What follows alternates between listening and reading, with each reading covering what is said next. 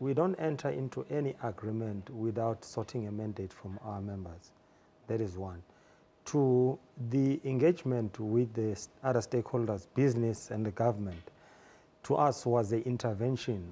Don't your members trust you, Joseph?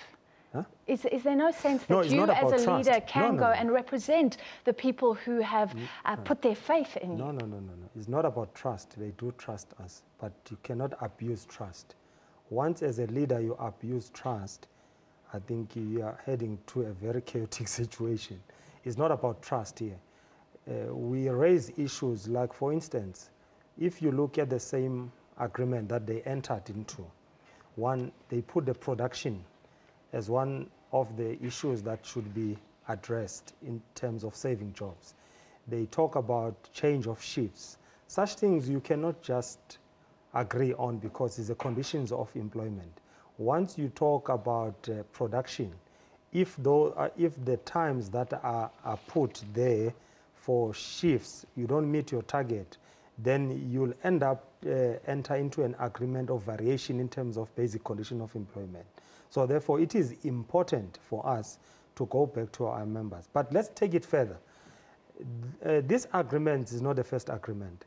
2008, during, I think, Patel, they entered the state with business and unions. They entered into the same agreement. What resulted in 1.5 years, from 2008 to 2010, is about 1,200,000 jobs were lost.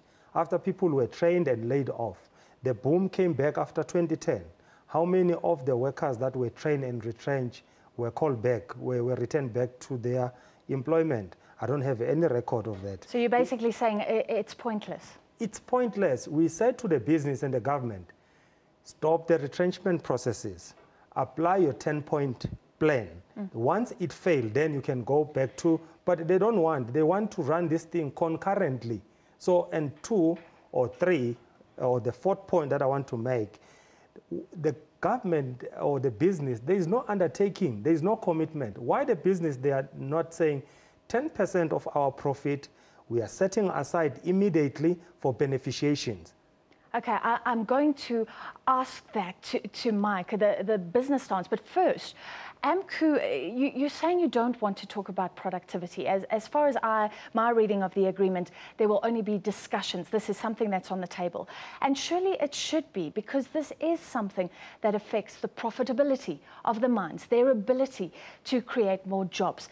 The decision of global mining houses as to whether they will be active here and create jobs here or go somewhere else and create jobs elsewhere. Surely productivity has to be discussed.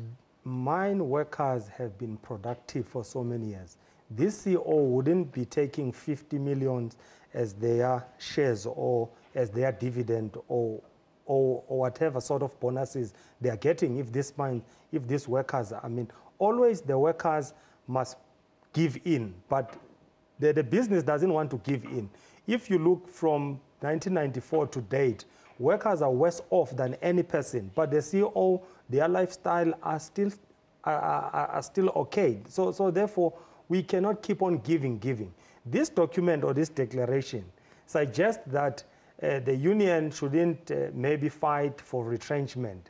Like, for instance, if we are not happy with the retrenchment, we can go on strike. This declaration wants to take away the power of the union to say, no, even we see the situation because we are distressed, the economy is distressed, you cannot exercise your constitutional right. You remember in 2013, Joseph, quickly, let me finish this point. We need to give him a chance to respond. 2013, the same declaration was signed during Susan Shabangu. How many jobs did it save the government with business? Nothing. It took AMCU 2-week strike in order to save 14,000 jobs. Okay, but I'm going to ask you later on, what was the point of that huge strike we saw in the platinum sector?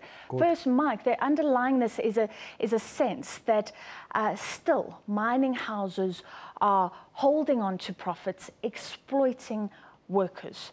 Another allegation that this productivity issue has been snuck into this 10-point plan. Your response to both? I said when we started this discussion that there are all stakeholders were sitting in this meeting. This document was not imposed on anybody. The teams sat together and looked at 10 interventions. And there were several points which were put on the table. The first one was productivity, as Joseph has mentioned, yes. The second issue was the issue of rehabilitation, looking at rehabilitation funds, the issue of training schemes, the issue of exploring the possibility of promoting, as an example, platinum in the global markets to ensure that its usage is increased or something like on the basis of its market. Mm. All those issues which were put on the table, it's an attempt, not anybody being pressurized, but an attempt to say, if we attempted to explore these possibilities as interventions, can they achieve something? Can they deliver something?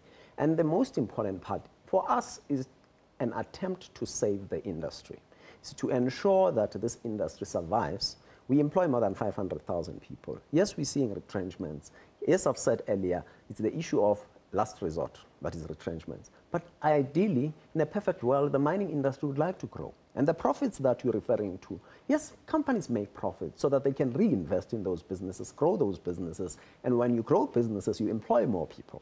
And the labor... Is business willing to make any sacrifices? We have made sacrifices. The issue of rehabilitation fund, exploring the use of rehabilitation funds, it shows it's a step that industry is saying, let's explore that, because those rehab funds are used to rehabilitate the mines where we have mined. And we are saying we're prepared to come to the party. When it comes to training schemes, we are prepared to assist and be part of that. In terms of the promotion of the industry and the specific commodities, again, the industry is committed. You said that this deal is useless, Joseph, and I want to ask you, what about your strike? Because there was a protracted strike in the platinum sector. We are now talking about a jobs bloodbath. If you look at the numbers coming out of Lonmin, what's happened to them, their share price, the very sustainability of that company seems to be under threat, in my opinion. So what did a huge strike, workers asserting themselves, achieve? I mean, let's just make an example. At ArcelorMittal, NUMSA never went on 5-month strike. What is happening? They've signed a deal with the government, which saves what their mills are closing down. So there was no strike, there was no 5-month strike. Secondly, are you suggesting that these mine workers should live under poverty line, whereas they are contributing about 7% of the GDP of this country, going underground 3 kilometers, earning the basic salary of 5,600, generation to generation? Since 1994, mine workers, they haven't tasted the wealth of this country. Should we fold our hands?